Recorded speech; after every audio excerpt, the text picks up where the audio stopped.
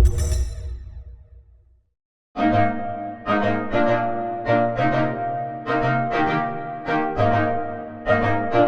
broadcast is now starting. All attendees are in listen-only mode. Good evening. Hope everyone is having a wonderful evening or morning or afternoon wherever you are. Welcome to our Path to USMLE Success webinar, also known as First Day for the USMLE Step 1, the really short version. My name is Tal Lee. I am an associate clinical professor of allergy and immunology at the University of Louisville, but you folks know me better as the senior editor for First Day for the Boards. And I'm also the founder and chief education officer for USMLE-Rx and ScholarRx. And so many of you are also very familiar with our Q banks, our bricks, our digital education resources.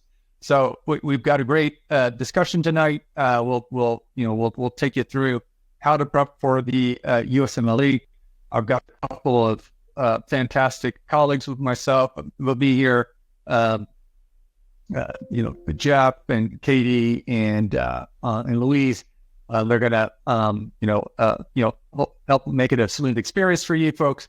They'll also answer your questions. So if you do have questions, you can pop one into the Q&A box, and they'll do their best to answer questions and also to pick up themes.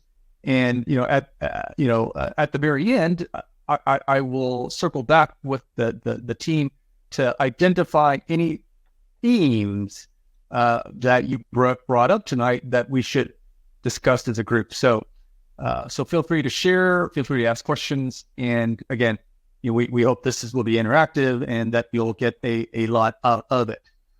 And again, just a reminder, the Q&A box, if you're on a desktop computer, it's going to be on the right-hand side. If you're on a Android device or iPhone device, it'll be in different places depending on where you are. But it'll just be the Q&A panel. All right, great. So let's get going here. I want to start off with this one word, which is to relax. This is the first word in First Aid for the USMLE Step 1. It's been the first word, for all 34 editions. And the idea is that what you're prepared for is an exam that takes time. It can't be rushed. You can't be sprinting, and so relax, take the long view, really think through and be deliberate about what you want to get out of this process.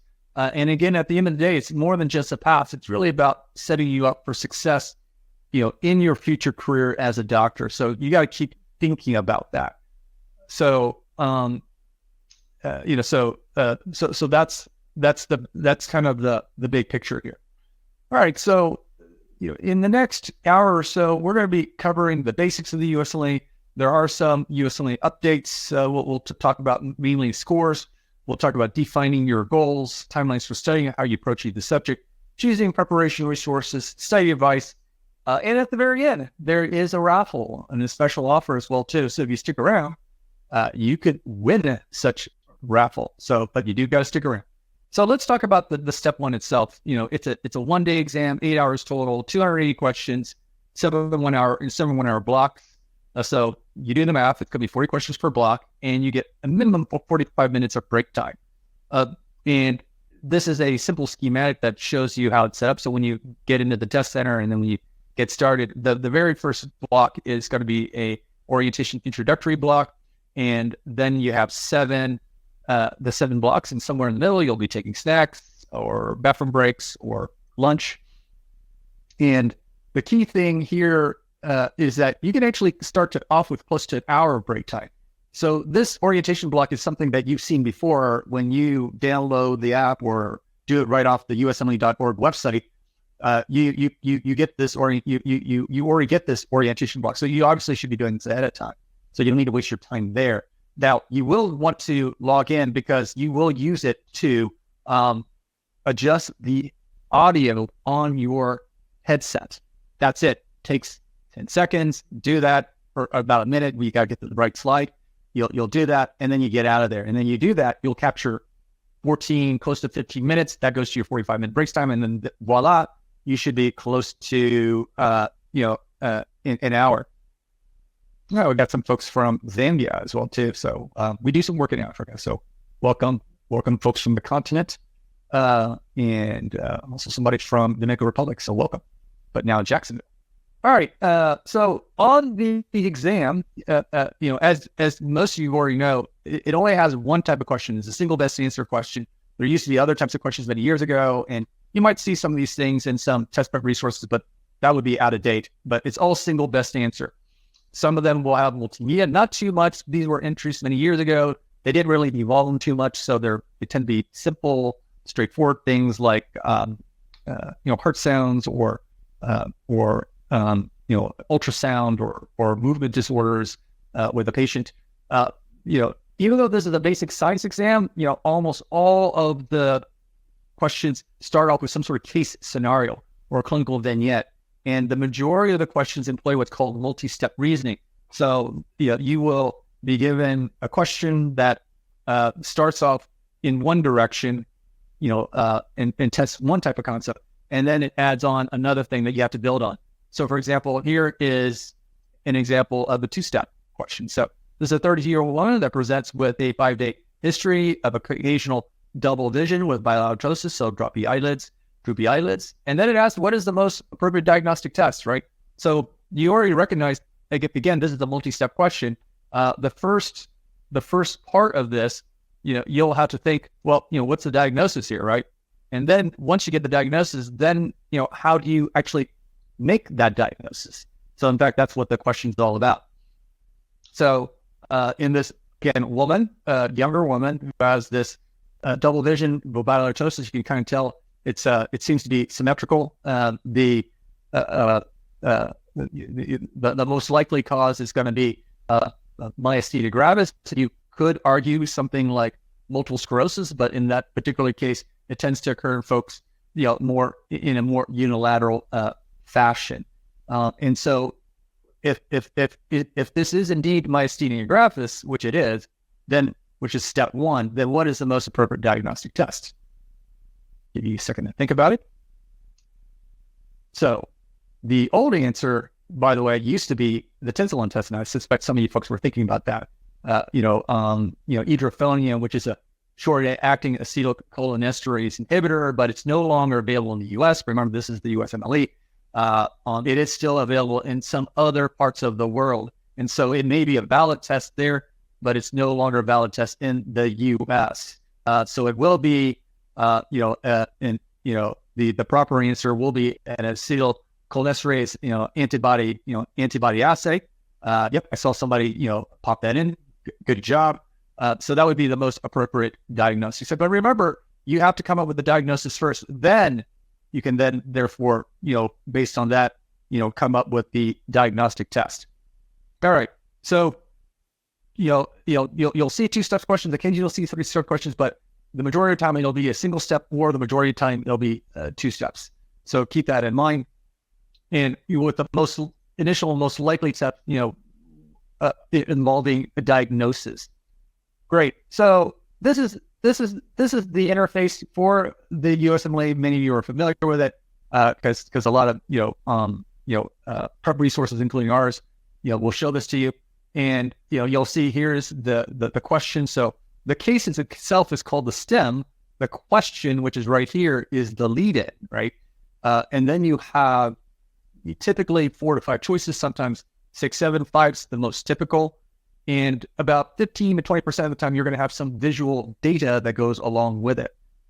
You've got your navigation across the top. You've got some of your tools across the top. You've got your timer at the bottom. You've got navigation on the left. You have the ability to lock the exam. So if you need to use the bathroom or do something, you can do that, but the timer will still run. And then this is, of course, the exit button. Now, here's the key thing. If you can change your answer, you can change your answer anytime while you're in it. But once you exit, you cannot change any of your answers. That's number one. And then number two, if you exit and you still have time left, then that actually rolls over into your break time as well. Because you remember you got that 8-hour period and then 7 hours of the exam, and then anything that you finish ahead of, rolls into the break time. All right, let's talk about scoring and passing. So, as everyone knows, step one has been pass fail for really the last 2 years. Now, behind the scenes, 196, which is the old 3-digit scale score, was still the passing threshold. And back then, the mean was 230, though that's probably dropped these days. They don't report that, but we think it's dropped by about roughly 10 points based on some of the extrapolations that we're aware of. And at the time, the mean standard deviation was 20 points. So the pass rate is obviously what I think you all are interested in. And unfortunately, it's not been great news. For the last couple of years, last several years, the pass rate's been dropping. It was roughly stable, bumping around the mid-90s for allopathic and osteopathic and low 80s for IMGs. But over the last couple of years, it's dropped to 90% for allopathic, 86% for osteopathic, and 68%.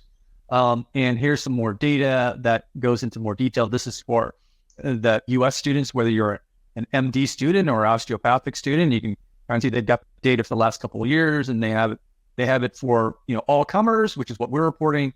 You'll notice that folks that are first-time test taker do slightly better.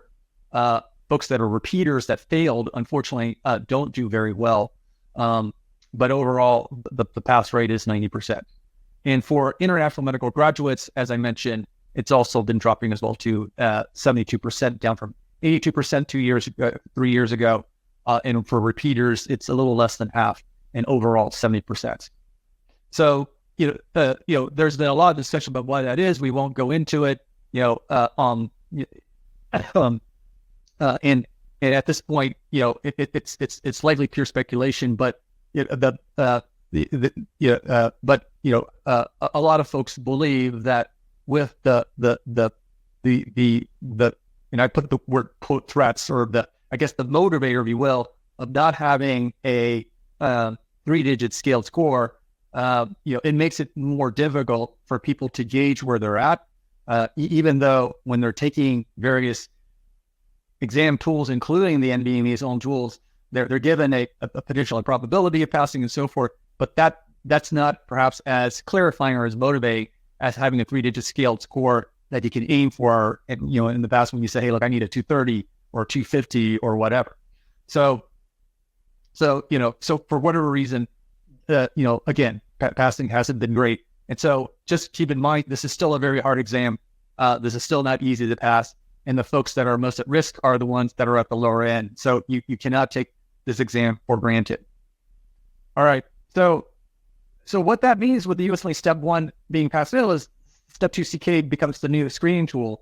And we will, obviously this is more about Step 1, but just keep in mind that, these are the specialties that often use USMLE, now Step 2, and the scaled score for screening, because they're just overwhelmed with applications. So here's the mnemonic road, and so it's radiology, radiation oncology, the surgical subspecialty, ortho, opto, oto, aesthetics, plastics, and dermatology.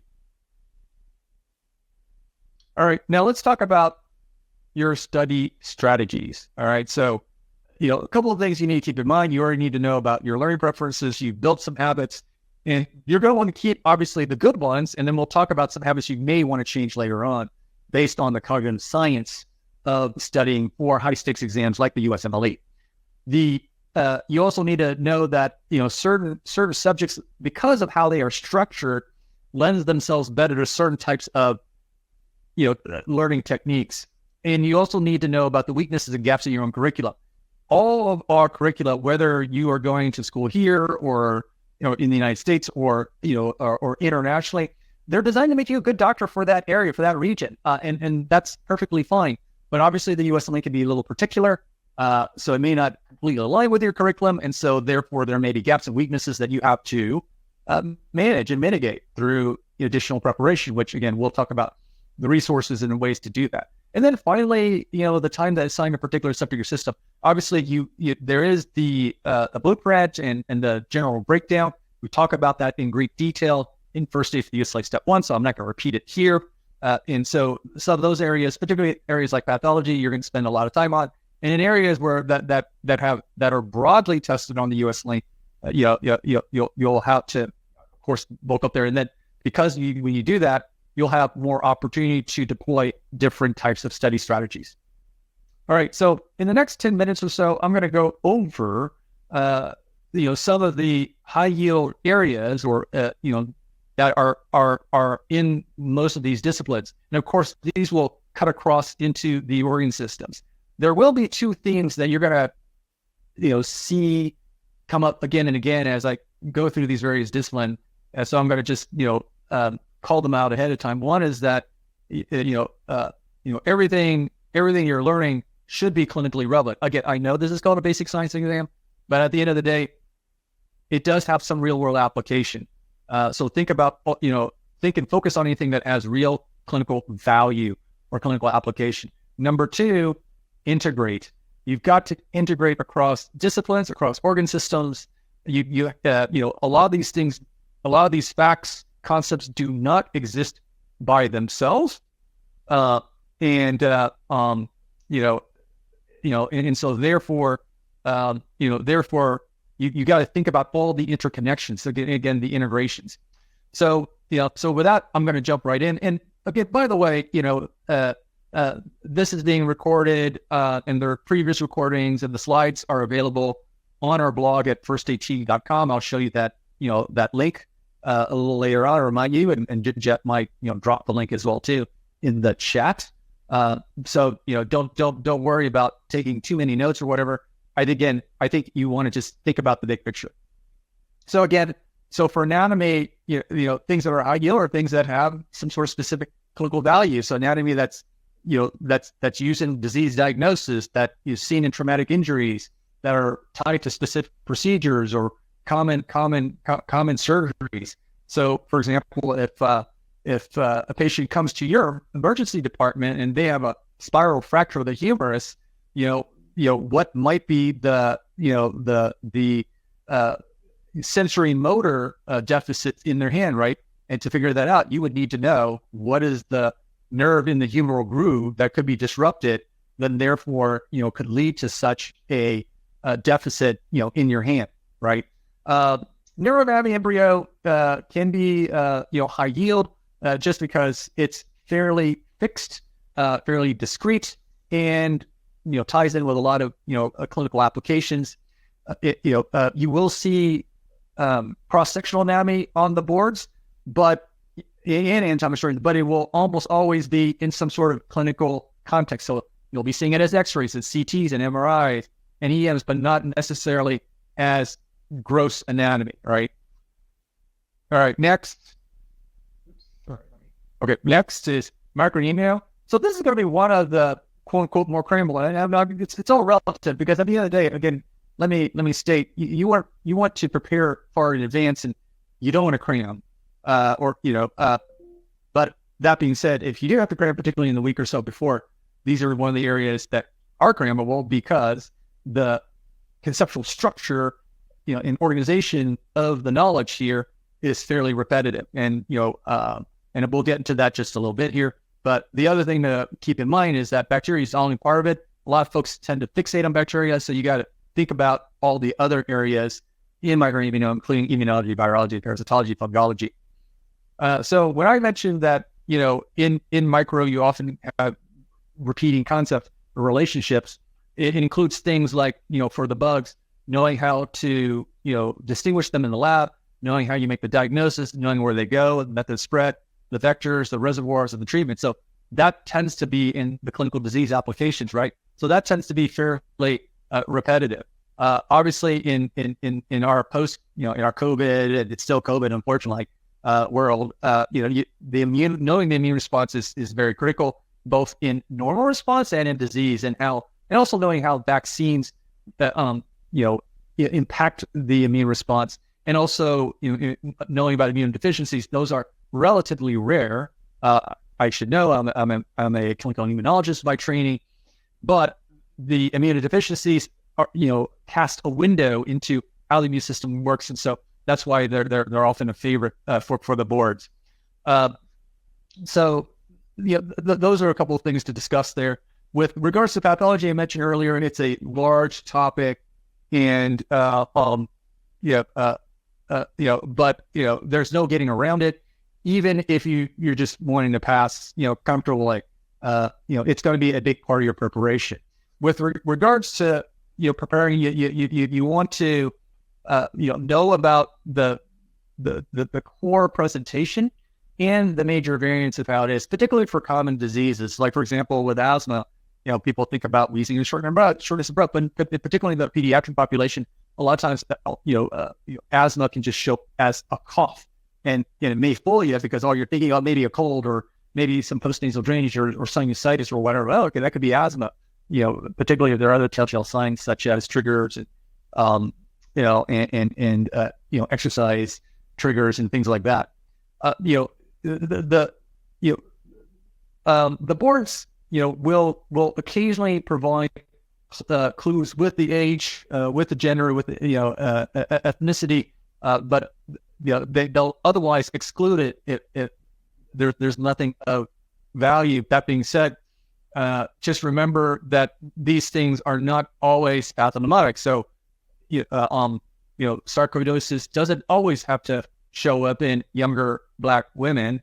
It could show up in white men, at times. So just remember that, just because something is common doesn't make it pathognomonic, doesn't necessarily rule out other presentations.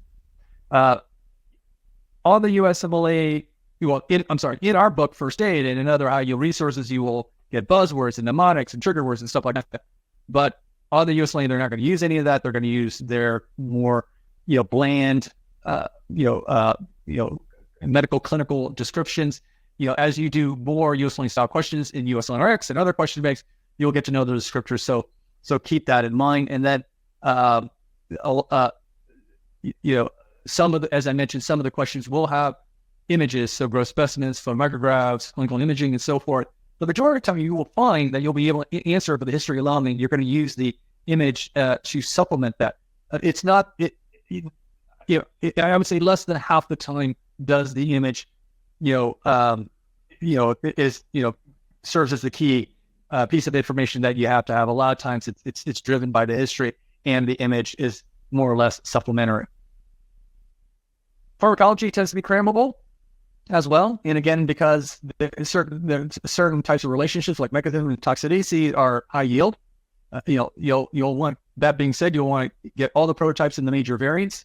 You do not, unless you really want to, increase your probability.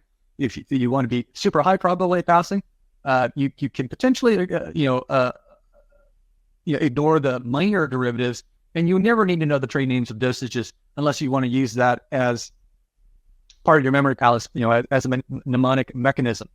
The major categories in pharmacology include autonomic, CNS, antimicrobial, cardiovascular, and ALK, and those are all covered or at least touched on in First Aid for the USMLE.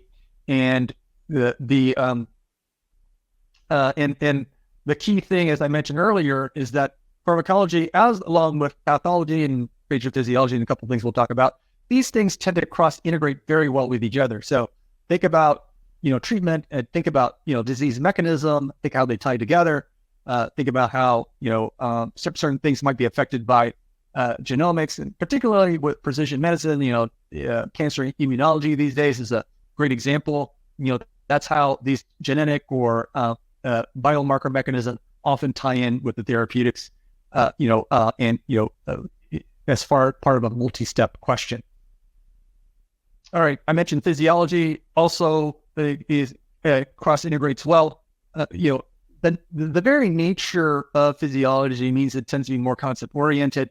So that means diagrams, that means mind maps can often work here in terms of trying to learn all those relationships between organs and glands and so forth, and et cetera. And, almost 100% of the time, the physiology is represented to some sort of, case-based. And occasionally you might get some, animal lab type stuff. But again, it mostly tends to be patient oriented. All right. Psychiatry. All right.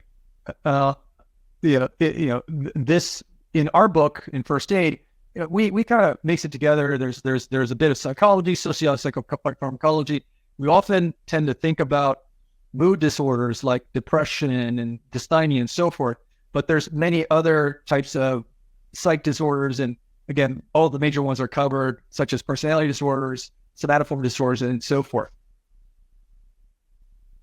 Public health, is also kind of a mix. In traditionally, it includes things like biostats, epidemiologics, law, but more recently, you're seeing more healthcare delivery, health system science, quality improvement.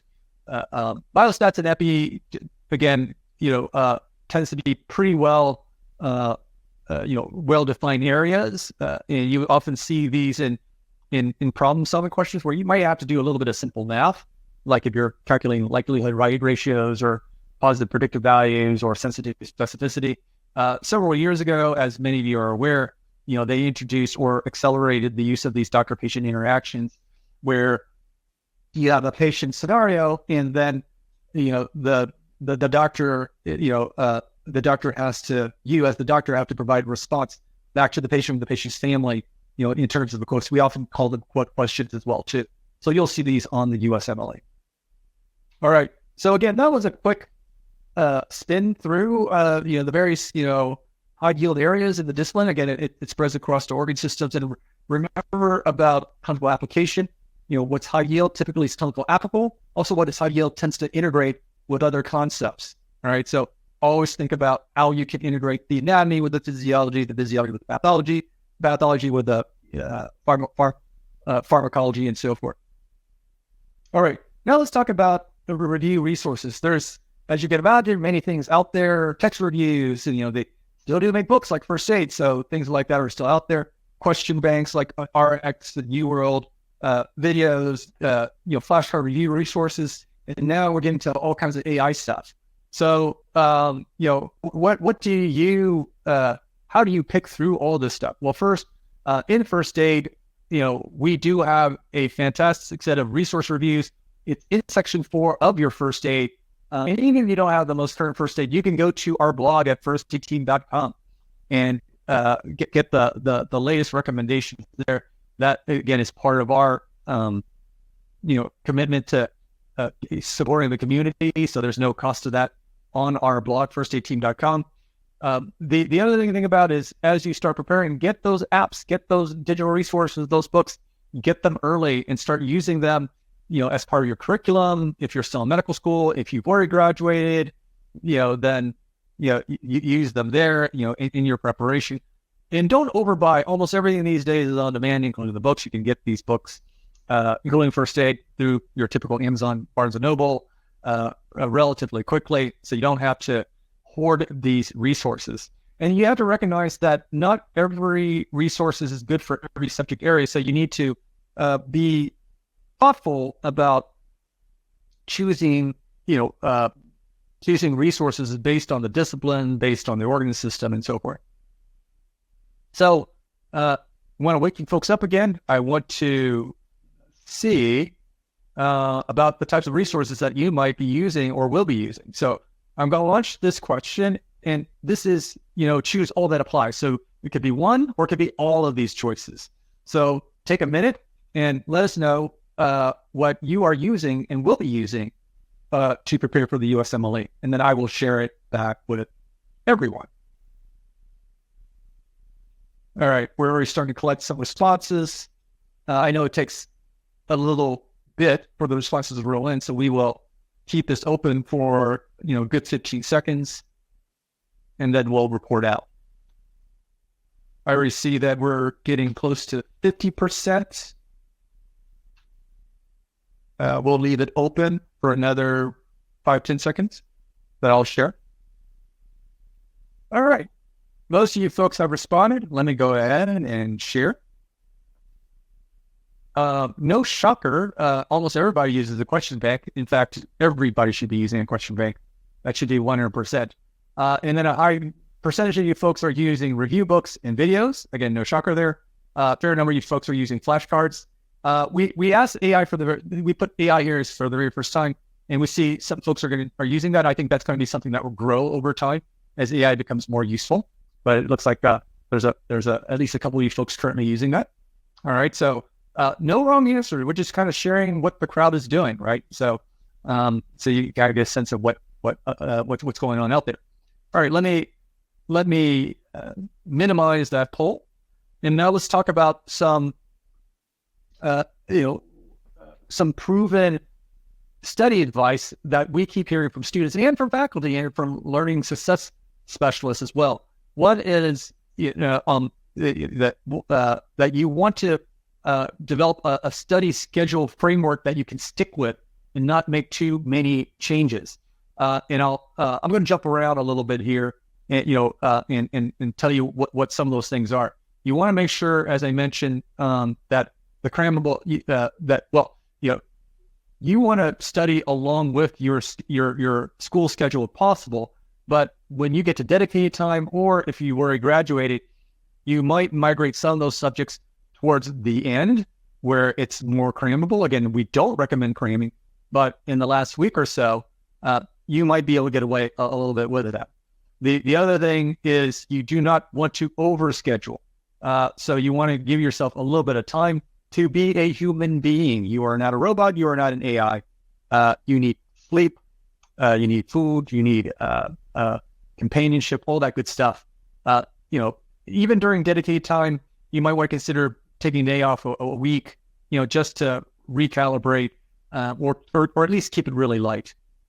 Also, when you're setting up, you want to focus on what you have previously learned, and also in addition to what's high yield. Obviously, everybody's going to look for what's high yield and first aid and other reputable resources. But if you previously learned it and it is high yield, then it's easier to relearn it again. So if you do that, then you won't actually have to change your study schedule too much. One other thing I'll say as a corollary, and it's not quite mentioned here, is that you want to, in addition to obviously putting breaks to just decompress, you'll want to potentially schedule in time to focus on certain areas. To keep it open, but use it to focus on certain areas where you are being challenged as you take NBE exams or self-assessment exams from the major Q banks and stuff like that. You'll use that to adjust your adjust and review certain areas. And also, if you leave your last week generally open, then you can use that for remediation. As I mentioned earlier, integrate and apply everything, and keep focusing on what's clinically applicable, even though this is a basic science exam, because such of the focus is on mechanisms and so forth. And as I mentioned, this is all about keeping the long view in mind, and not stressing out, not panicking for sure, and keep recognizing that you do have a marathon to run, and you want the goals not to be just about passing, but about how you can set yourself up success later on. I will say one caveat about USMLE Step 1 versus Step 2. People often make the mistake of treating the Step 1 and Step 2 as two separate exams. They are, in fact, part of the same continuum. You know that, and we all know that, because there is a universal blueprint that the USMLE puts out. Now, it makes it very hard to say, hey, this is what gets tested more in the Step 2 versus Step 3, Step 1. Obviously, that's what first aid's about. We provide the guidance there. But the bottom line is your preparation for the USMLE Step 1 becomes the foundation for your preparation for Step 2 CK, where you do have the 3-digit scaled score. And what we have found, and what I know as a professor at the University of Louisville, is that when students struggle with the Step 1 and but eventually pass, it puts them behind for their preparation for Step 2. They often struggle. Students can often struggle then with their Step 2 CK preparation and with their shelf exams, and find themselves behind. So again, Step 1 is a critical foundation for your Step 2. Think about it as really part of the same continuum, very interconnected. We do have a checklist at the very end, so use that to keep your preparation on track. We have milestones that you should consider years in advance, months in advance, weeks in advance. Now, again, I don't want to panic anybody. For a lot of folks, you may not have to prepare your advance, but if you are the type of person that needs that type of work, we do support out that much. Again, you can either go to your academic success coach, or or to us if you need any help, but there's different, everybody's unique, and so you may not, what works for you, doesn't a lot of times doesn't work for that next person. So you got to keep in mind about what's best for you. All right, let's talk about computer-based testing. That's what CBT stands for. There is a tutorial. It's part of the orientation. There are some shortcuts. Most people don't use it, but just in case, I just make you aware of it. And the key thing about CBT, computer-based testing, is that it's important to do all this type of stuff, throughout the preparation. I think everybody recognizes that, but I just want to, just keep reminding you that it's not just cramming things, including how you really resources first aid. You got to apply it in Q&A. And there's a lot of science behind that. In fact, it was literally published in the journal Science not too long ago. And in fact, it was actually written up in the New York Times that, we all learn through testing, so self-testing. And so they tested students. This was in the undergrad space with biology. And what they found is that, when they were tested, they did, even if they were given the same amount of time, the study method, varied, but the amount of time was given to deploy said study method was the same, whether it was studying it once or repeating studying or concept. Those who did retrieval practice, which is basically self-testing, did better, right? You can see the clear,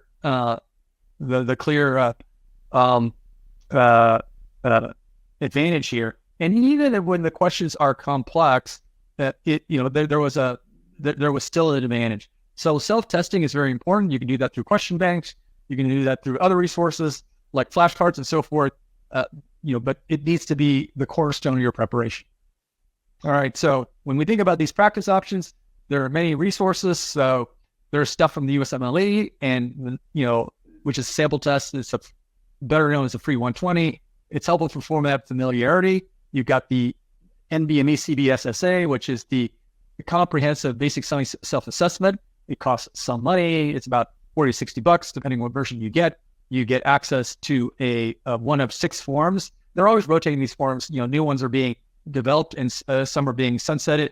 And and it's useful for benchmarking. It also gives you a probability of passing. And then there's the Q banks, like us, USMLE-Rx and UWorld and so forth. And these are good for practice, study, self-simulation.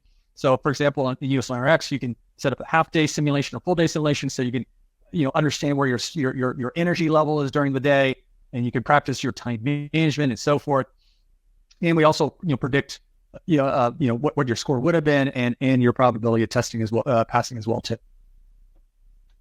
All right, so let's talk about the research. So, as I mentioned, there's a lot of cognitive research, cognitive psychology research, which is what works, what doesn't work. And so, this may cause you to adjust how you prepare for the USMLE. So a couple of things to point out. One is Q banks are more effective than flashcards. I think flashcards are helpful for low-level preparation, but it's not the same thing as using Q banks, which are for, which is more about application, right? I think we all intuitively know that. I think flashcards do have their place, and, resources like our own flash facts and Anki cards are popular, but pound for pound Q banks are better. Before USMLE went pass fail, they found that doing 300 to 450 MCQs, unique MCQs, would get you an extra point on the step 1 after it was adjusted for MCAT and GPA. So we do know that doing more questions over time does help. The question is, well, how many questions do you need to do, prepare? The best study was from University of Michigan back in 2017, and they found that doing over 3,000 questions was the best. Now, they didn't go higher than that. They didn't, for example, have a tier 4,000 or 5,000. We think that, there is some additional value. It does flatten out, obviously, at some point. And then the other thing to remember, and this is a big, big thing here, it's really unique MCQs, not the repeat MCQs. So in the University of Michigan site, the students didn't get any value actually when they repeated the question. They got more value when they did the unique questions. And it may seem counterintuitive, you've obviously heard from your classmates, hey, do XYZ Q-bank 3 times and that's all you need to do. But what happens is that when you see that question again, you may be getting it not because you know more, but because other things trigger you, like for example, the patient was wearing a red checkered shirt, and so something about that scenario triggers the right answer, and then leads you to believe that you've actually mastered it when it's really something else. So part of that effect is called fluency. So where you feel that where the student and the learner confuses learning with something that feels familiar. At the end of the day, doing these unique MCQs should be challenged. It should be hard. It should be, it should feel awkward. Now, it shouldn't be ridiculously hard to do, because you want to be geared to the USMLE. You don't want to over-index, but at the same time, it should feel somewhat uncomfortable and it should feel a little awkward. So a little awkward, all that good stuff is actually a good thing. The last thing that the Michigan investigators found is that if you go through first aid at least 3 passes, then that also increases. At that time, you originally score it. Now your probability of passing. What we have found, and what the literature also shows, by the way, is that even if you do first aid, you have to do it through active learning. So you either so that means highlighting just doesn't work. It means that you have to apply it. So, for example, one way to do that is to use our flash facts that actually test all the IEO concepts that are in first aid, and so it's a good way of actively learning all that content as opposed to just passively trying to absorb it. All right, let's talk about test day itself. A lot of folks are going to be pretty jacked up that day. So remember, if you're that type of person, you might need to reduce your coffee and your use of stimulants, for that day. Remember, you're going to be in a office type building. These biometric testing centers, often for whatever reason, have very powerful ACs. So come in with layered clothing. It could be chilly. Now there could be some direct sunlight later on, so you might get warm. So with layered clothing, you can adjust as necessary.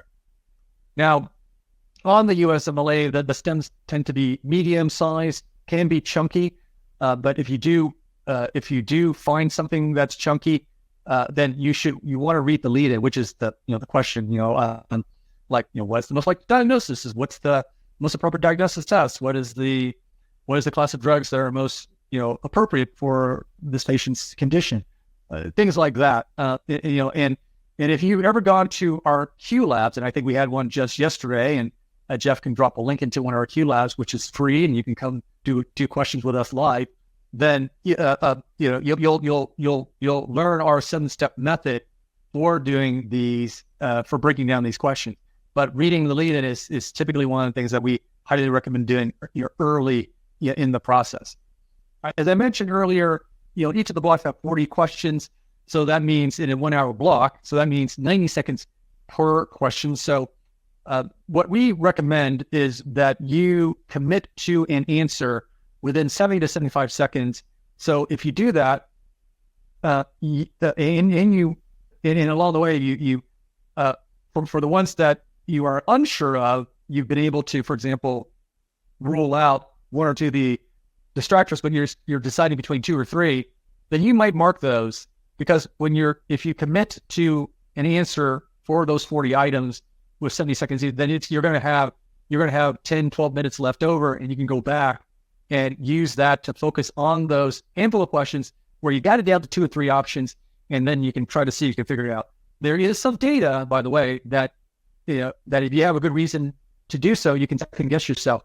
So the myth, the saying, that you might read on Reddit, never second guess yourself, is not correct. And there is actually data from both the USMLE and from other exams like the SAT that shows that second guessing can actually be helpful under the right circumstances, right? But you need to have a reasonable reason to change it. As I mentioned, lunch breaks, those are critical. And what students typically find is they'll often take short breaks after 2 or 3 blocks, or so you'll go 3 blocks and then take a break, and then 2 or 2, or you'll go 2 blocks, take a break, 2 blocks, take a break, snack, whatnot. And again, it really just depends on your energy level and that type of stuff. Like I said, USMLE-Rx has the unique opportunity to give you a full day simulation you want. You can use that. You can create a full day simulation out of your question bank, and then that can allow you to, again, to figure out where your energy level is during the day. The last piece of advice is actually part of an inside joke.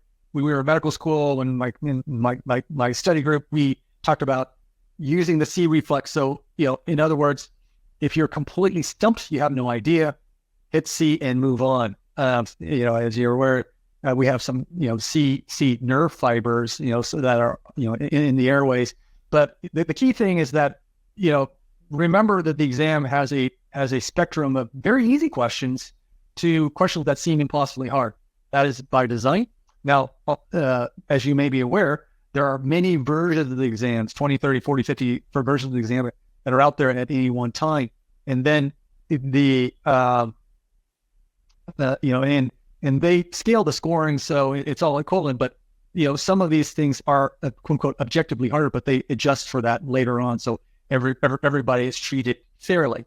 The other thing to keep in mind is that a fair number of these items are experimental, or they're used as quality indicators within a block, and so they're not going to be part of your score. And so we don't know how many of those are, but in the past, and from the research, it's been known to be a potentially fair number. So if you find one of those questions that where you're just scratching your head, you have no idea, hit C, hope it's one of those experimental questions, and go on. And as a matter of fact, you want to be good at recognizing when you're not going to get the question, because if you can then just go ahead and hit C or B, whatever your magic letter is, if you can't rule out anything, then you save that time, and so instead of trying to solve that impossible question, you can cut your losses and then move on to the next question and apply that time to the next solvable question. So there you go.